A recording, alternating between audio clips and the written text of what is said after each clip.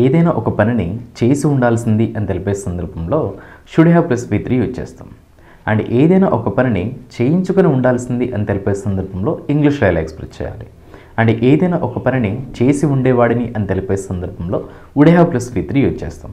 మరి ఏదైనా ఒక పనిని చేయించుకొని ఉండేవాడిని అని తెలిపే సందర్భంలో ఎలా యూజ్ చేయాలి.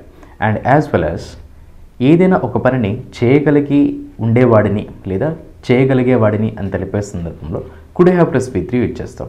మరి ఏదైనా ఒక పనిని చేయించుకుని ఉండగలిగేవాడిని అని తెలిపే సందర్భంలో ఇంగ్లీష్లో ఏ విధంగా ఎక్స్ప్రెస్ చేయాలో ఈరోజు నేను ఈ పర్టికులర్ క్లాస్లో ఎక్స్ప్లెయిన్ చేయబోతున్నాను. సో ఫ్రెండ్స్, ఇక్కడ షుడ్, వుడ్ అండ్ కుడ్ వీటితో పాటు హ్యావ్, గాటెన్ అయితే యూజ్ చేయాల్సి ఉంటుంది. అంటే ఏదైనా ఒక పనిని చేయించుకొని ఉండాల్సింది, చేయించుకొని ఉండేవాడిని అండ్ చేయించుకొని ఉండగలిగేవాడిని అని తెలిపే సందర్భంలో ఈ షుడ్, వుడ్, హ్యావ్తో పాటు మనం ఈ గాటెన్ అయితే యూజ్ చేయాల్సి ఉంటుంది. ఓకే ఫ్రెండ్స్, ఇప్పుడు ఈచ్ కాన్సెప్ట్కి రిలేటెడ్గా ఫ్యూ ఎగ్జాంపుల్స్ అయితే నేను ప్రొవైడ్ చేశాను. ఇప్పుడు మనం డీటెయిల్గా తెలుసుకుందాం. రైట్, షుడ్ హ్యావ్, గాటెన్ దీన్ని మనం ఎలాంటి సిచ్యువేషన్లు ఇచ్చేస్తామంటే ఏదైనా ఒక పనిని చేయించుకొని ఉండాల్సింది, పాస్ట్లో ఏదైనా ఒక పనిని చేయించుకొని ఉండాల్సింది. సో ఇక్కడ ఎగ్జాంపుల్ నెంబర్ 1 చూద్దాం. నేను ఆ మెటీరియల్ని ప్రింట్ చేయించి ఉండాల్సింది. సో జనరల్గా నేను ఆ మెటీరియల్ని ప్రింట్ చేయించాల్సింది, నేను ఆ మెటీరియల్ని ప్రింట్ చేయాల్సింది, అంటే నేను ఆ మెటీరియల్ని ప్రింట్ చేయాల్సింది అని తెలిపే సందర్భంలో I should have printed the material అయితే యూజ్ చేస్తాం. నేను ఆ మెటీరియల్ని ప్రింట్ చేయాల్సింది, I should have printed the material. But ఇక్కడ నేను ఆ మెటీరియల్ని ప్రింట్ చేయించి ఉండాల్సింది, అంటే ఏదైనా ఒక పనిని ఇతరులతోటి చేయించి ఉండాల్సింది. మరి దీన్ని ఇంగ్లీష్లో I should have gotten the material printed, I should have gotten the material printed, అంటే నేను ఆ మెటీరియల్ని ప్రింట్ చేయించి ఉండాల్సింది, I should have gotten the material printed. And second example, మేము మా ఫోటోలని ప్రింట్ చేయించుకొని ఉండాల్సింది, మేము మా ఫోటోలని ప్రింట్ చేయించుకొని ఉండాల్సింది, అంటే మేము మా ఫోటోలని ప్రింట్ చేసి ఉండాల్సింది అంటే we should have printed our photos, we should have printed our photos అని యూజ్ చేస్తాం. బట్ ఇక్కడ మేము మా ఫోటోలని ప్రింట్ చేయించుకొని ఉండాల్సింది. మరి దీని ఇంగ్లీష్లో we should have gotten our photos printed, we should have gotten our photos printed, అంటే మేము మా ఫోటోలను ప్రింట్ చేయించుకొని ఉండాల్సింది. అండ్ నెక్స్ట్ ఎగ్జాంపుల్, మీరు ఈ ఫర్నిచర్కి పాలిష్ వేయించి ఉండాల్సింది, మీరు ఈ ఫర్నిచర్కి పాలిష్ వేయించి ఉండాల్సింది, అంటే మీరు ఈ ఫర్నిచర్కి పాలిష్ వేయాల్సింది అని తెలిపే సందర్భంలో you should have polished the furniture, you should have polished the furniture అని యూజ్ చేస్తాం. బట్ ఇక్కడ మీరు ఈ ఫర్నిచర్కి పాలిష్ వేయించి ఉండాల్సింది, you should have gotten the furniture polished, you should have gotten the furniture polished, అంటే మీరు ఈ ఫర్నిచర్కి పాలిష్ వేయించి ఉండాల్సింది. అండ్ నెక్స్ట్ ఎగ్జాంపుల్, అతను ఆ షర్ట్ని కుట్టించుకొని ఉండాల్సింది, అతను ఆ షర్ట్ని కుట్టించుకొని ఉండాల్సింది. ఇప్పుడు అతను పార్టీకి వెళ్ళడానికి షర్ట్ లేదు, సో జనరల్గా చెప్తూ ఉంటాం అతను ఇప్పుడు లేదా అతను ఆ షర్ట్ను కుట్టించుకొని ఉండాల్సింది.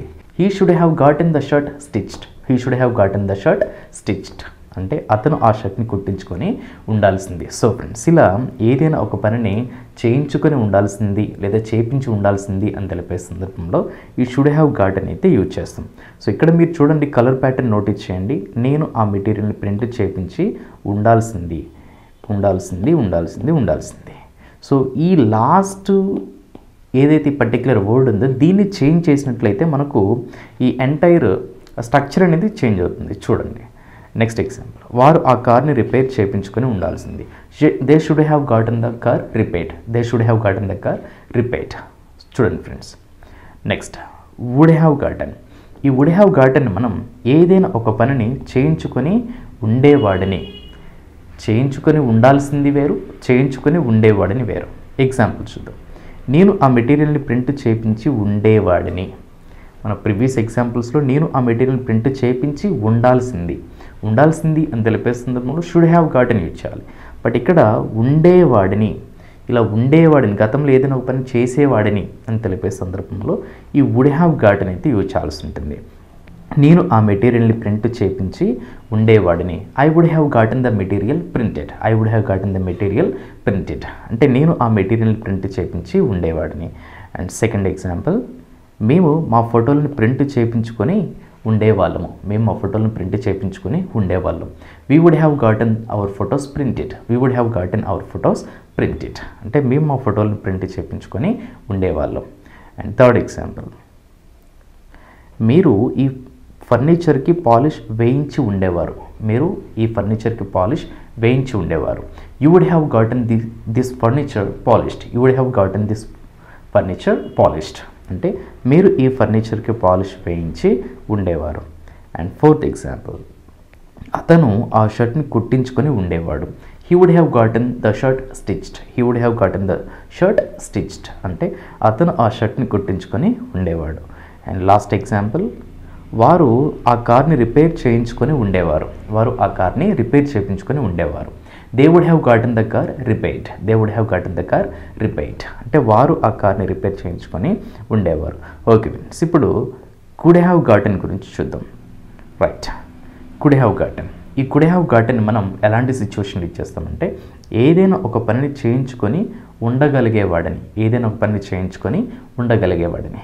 ఎగ్జాంపుల్ చూద్దాం. నేను ఆ మెటీరియల్ని ప్రింట్ చేయించి ఉండగలిగేవాడిని.